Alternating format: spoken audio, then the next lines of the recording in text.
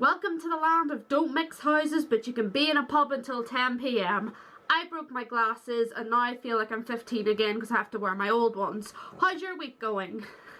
Funnily enough, this week we're talking about the Hunger Games again. This time we're going to be talking about something that the movies left out that was quite prominent in the books. And it's actually something that gets left out in a lot of movies, particularly young adult adaptations, except for one in particular that we will talk about.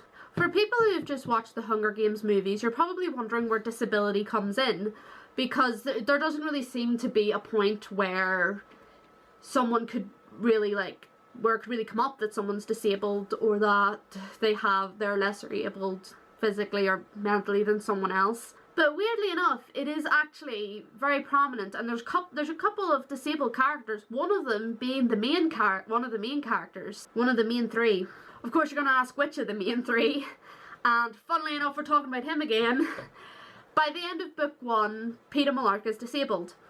To me, and probably to everyone else, when you're in a fight to the death where everyone's trying to kill each other because that's the purpose of the Hunger Games, it actually makes sense that someone comes out hurt from it. Not everyone is going to come out all in one piece, not with the shit that they put on at the end for the big finale. At the end of the first Hunger Games book, Katniss heals Peeta's leg with an injection, and technically it's not his leg that gets healed. He has blood poisoning and Katniss injects him and he gets better, and his wound is still there, but it's a lot better and he's not at risk of dying because he has blood poisoning. But important thing to remember, the wound is still there. And the Mutts are once again, in the book and in the movie, the big finale. And when Peeta is helping Katniss onto the cornucopia, the Mutts attack his leg. They pretty much just rip the wound, even worse open. They messed it up. It's practically hanging off. And by the end of the games, he's pretty much fucked up. His leg is just, it's done. Katniss ties a tourniquet to stop the bleeding, which ends up killing his leg. Of course, because they pulled the stunt with the berries, they couldn't just let Peeta die. Peeta was going to let Katniss kill him because he was dying anyway, but Katniss was like, no, fuck that. Berries, bing bang boom. The entire capital saw both of them win, so both of them had to survive. So they took them both up from the arena. They immediately set to work on Peeta. They separated Katniss from him. She was freaking out, banging on the wall, because they immediately started operating on him because the entire country saw both of them survive. So they had to save him, make sure he didn't die. And that resulted in them cutting off his leg. And Peeta spends the rest of the series as with a prosthetic. He is disabled. He would get a parking card. He would get a parking card in the modern world. And I loved that personally, because I think seeing people who are disabled represented in young adult novels is really, really important, because it's not something I see all the time. The only book that I can really say that I've seen it quite a bit in was The Fault in Our Stars, and that's because The Fault in Our Stars revolves around people who are sick and, people who are dying and unwell. As you can probably tell if you've watched the movies, they didn't cut Peeta's leg off. And in a way, I understand special effects and stuff cost money. The first movie didn't have the same budget as the rest of the movies because obviously it hadn't had the success yet. But The Fault in Our Stars movie came out the exact same year as the first Hunger Games movie, or give or take around the same time. And they were able to show Ansel Elgort's character, Augustus Waters, pull up his trousers, show his leg, and it looked real. It looked like a real fake leg, if that makes sense. And all it would have taken was 2 seconds to have done that at the end of the first movie, because in the book, Caesar Flickerman asks Peeta, how are you dealing with your leg? Katniss is like, what the fuck, what leg? And then she pulls up his trousers and she sees a fake leg. That's all it took. But they didn't do it. Whether it was because of special effects or they just didn't write it in, or whatever the reasoning was, it wasn't put in.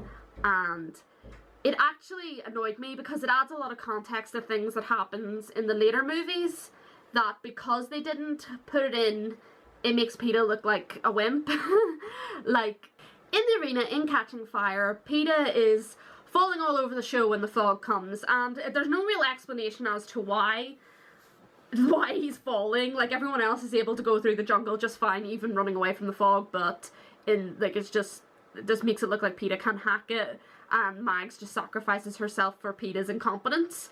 But the truth is, in the book, the fog affects your nerves and your joints, And because Peeta wasn't fully adjusted to his prosthetic leg yet, he couldn't walk. He was like, they were all like kind of, you know, being all, because of the fog affecting their nerves. But because Peeta, out of all of them, was the only one with a fake limb, a recently fake limb, like it was within a year that he had this limb, he couldn't do it. Like, he physically couldn't. And that's why Mags ended up sacrificing herself. Like, it wasn't just that Peeta was just weaker than everyone else and he was just staggering around and couldn't get the fuck out of Dodge. He was adjusting to a very difficult thing to adjust to. And you have to remember, the Hunger Games characters, in the book at least, were teenagers. So these are teenagers dealing with trauma and having to go into the games again. And he had to deal with all that while also trying to learn how to walk and run and deal with life with a fake leg. Not so weak all of a sudden. Maybe not. Another disability that they didn't really add in, and I wouldn't really call it a disability, I'm not sure what to call it, is that by the end of Mockingjay, the book, Katniss is like 75% burns. When Prim is blown up, when Prim is amongst the capital kids and is blown up, Katniss is caught in the blast. Like, in the movie you see her fall back, like she gets blown backwards, but in the book she is on fire. Like, she is nearly dying, she is on fire. And like, because of that, she comes out of it completely destroyed. Like, her skin is like, she's a burn victim. And you sort of see Mrs. Everdeen treating Katniss's wounds at the end of the final movie, and it's on her arms and stuff, but I would have appreciated it a lot more if they had have shown the extent of her injuries. But as much as The Hunger Games is a really good movie franchise that I enjoy, I don't think that they wanted to put burns on Jennifer Lawrence's face because it wasn't marketable, even though that would be the end of the film.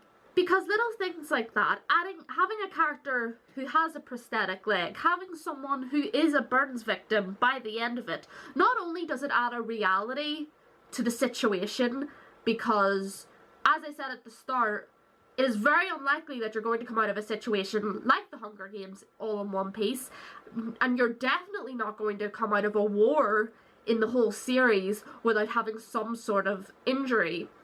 Like Katniss has her burns by the end.